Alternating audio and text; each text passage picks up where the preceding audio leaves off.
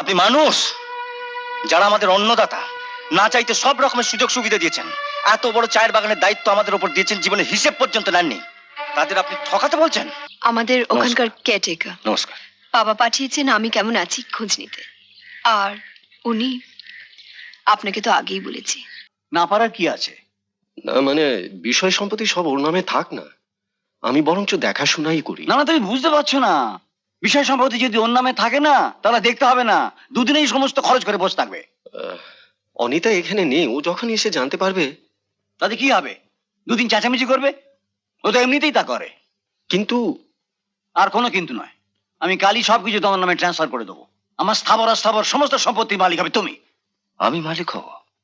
হ্যাঁ স্যার, আমার কথা মতো চললে এই একটা চা বাগান কেন, ওদের যত চা বাগান আছে, কলকাতায় যত ব্যবসা আছে, আপনি সবকিছুরই মালিক হতে পারবেন। কি করে? এখানে আসার পর শুধু আমি কেন, সবাই তো দেখছি। মেম সাহেব রাত দিন আপনার সঙ্গে ঘুরছে, ওকে হাত করে ফেলুন, ভুলিয়ে ভালিয়ে বিয়ে করে ফেলুন। আর যদি করতে না চায়, আমরা জোর করে বিয়ে দিয়ে দেবো। ওইখানে একা এসেছে, বাধা দেওয়ার তো কেউ নেই। আপনি এই কোম্পানিতে ক বছর চাকরি করছেন? কেন স্যার? বলুন না, ক বছর করছেন? তা হবে 20-22 বছর হবে। অনিতার সঙ্গে কুকুরটা থাকে দেখেছেন? হ্যাঁ হ্যাঁ। ওটা ওর কাছে মাত্র 4 বছর আছে। ওই কুকুরটার মধ্যে যে কৃতজ্ঞতা বোধ আছে, আপনার নেই। যান, ওই কুকুরটার পা ধরে শিখে আসুন প্রভুকে কেমন করে ভক্তি করতে হয়। যান। না মানে? আপনি মানুষ, আপনি মানুষ, যারা আমাদের অন্নদাতা, না চাইতে সব রকমের সুযোগ সুবিধা দিয়েছেন, এত বড় চায়ের বাগানের দায়িত্ব আমাদের উপর দিয়েছেন, জীবনে হিসেব পর্যন্ত নেননি, তাদের আপনি ঠকাতে বলছেন?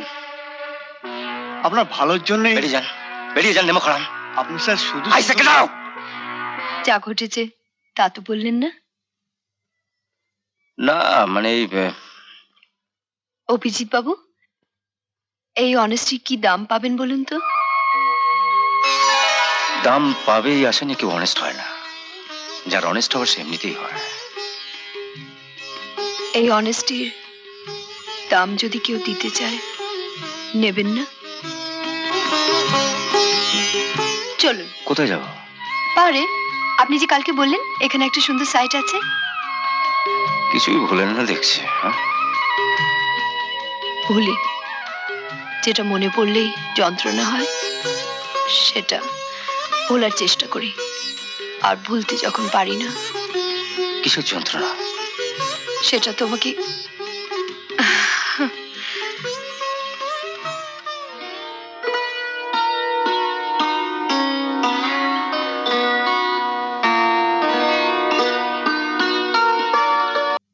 হরিবল।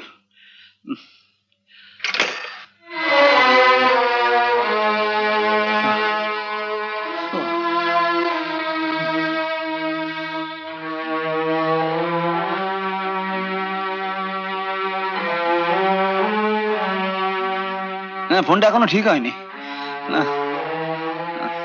তখনই বলেছিলাম ওকে একা পাঠিও না। 1 মাস হয়ে গেল কোনো খবর নেই, একটা চিঠি পর্যন্ত দিল না।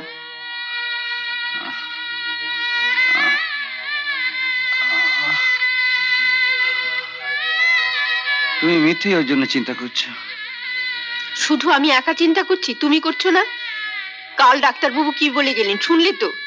যেভাবে ব্লাড প্রেশার তোমার বাড়ছে, কোন দিন মাথা ঘুরে পড়ে একটা অঘটন বাঁধাবে। না না, আমার কিছু হবে না। না, হবে না। শোনো, এক কাজ করো, বিশ্বজিৎকে অনুর কাছে পাঠাও। ও গিয়ে একটা খবর অন্তত নিয়ে আসুক, আর জেনে আসুক আমাদের ছেড়ে ও কদিন ওখানে থাকবে। চিরদিন, আমি চিরদিন এখানে থাকবো। কলকাতা যাবে না? না। তোমার হাতটা দাও তো। দাও না। কেন? সারা জীবন এটা তোমার কাছে রেখে দিও, আমার স্মৃতি।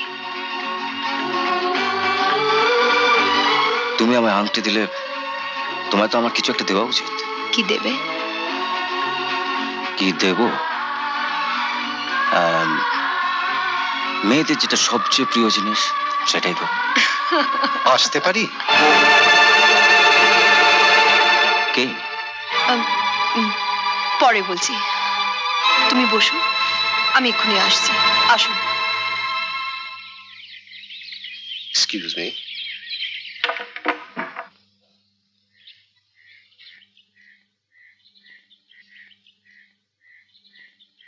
এইখানে এসেছেন কেন?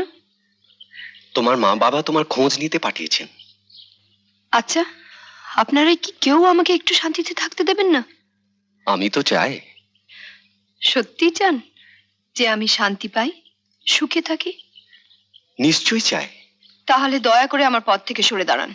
আমাকে আমাকে মুক্তি দিন, চিরকালের জন্য মুক্তি দিন। এখানে কারো কাছে আপনি আসল পরিচয় দেবেন না। যদি কেউ কিছু জানতে চায় বলবেন বলবেন আপনি আমার কেয়ারটেকার।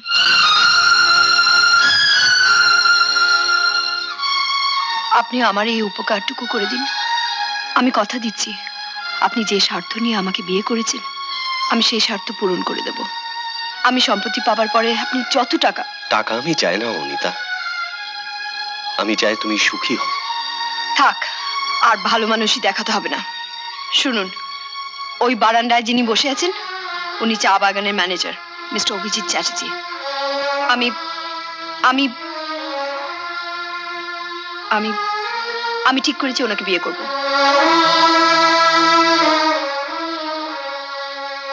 কি কিছু বলছেন না যে? মা কালী তোমাদের সহায় হন। মা কালী সহায় হলে চলবে না, আপনাকে সহায় হতে হবে। আপনি কলকাতায় চলে যান, বাবাকে বলে এই বিয়ের ব্যবস্থা করুন। আমি? হ্যাঁ, বাবার কাছে গিয়ে বলবেন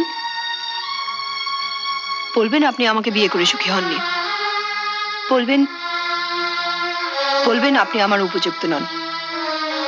বেশ, বলবো।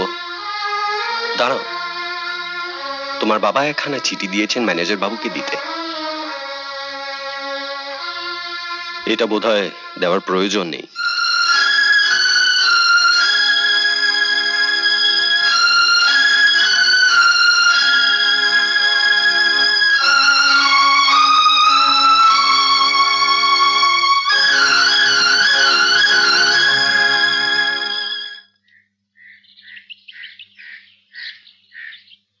অভিজিৎ, ইনি বিশ্বজিৎ চক্রবর্তী, আমাদের ওখানকার কেয়ারটেকার। নমস্কার।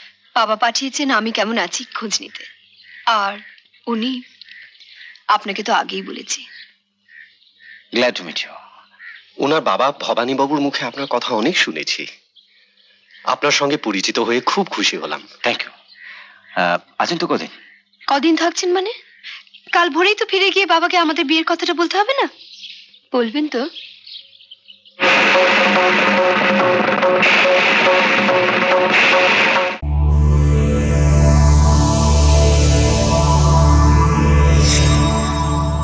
এরকম আরো অনেক সিনেমা দেখতে হলে ডাউনলোড করুন ক্লিক অ্যাপ।